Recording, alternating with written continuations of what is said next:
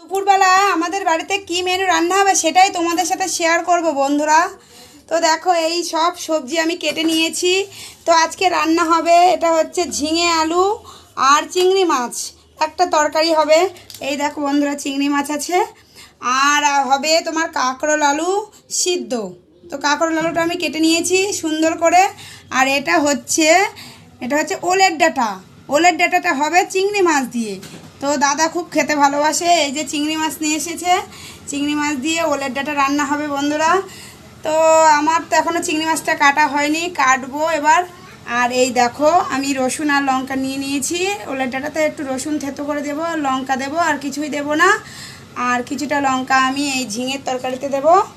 তো আজকে দুপুরবেলায় এতটুকু মেনু আমাদের রান্না হবে, বুঝেছো বন্ধুরা। তো দেখো গরমে পুরো ঘেমে গেছি আমি, দেখেছো। এখন আমার রান্না করতে হবে উনুনে রান্না করব। তো গ্যাসটা মানে ফুরিয়ে গেছে, আর এখন উনুনে রান্না করতে হবে, বাধ্যতামূলক, কিছু করার নেই।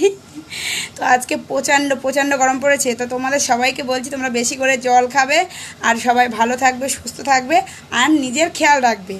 সবাই ভালো থাকবে, সুস্থ থাকবে। প্রচণ্ড গরম পড়েছে সত্যিই, দেখো পুরো ঘেমে চ্যান হয়ে যাচ্ছি। তো তোমরা সবাই ভালো থাকবে, টাটা।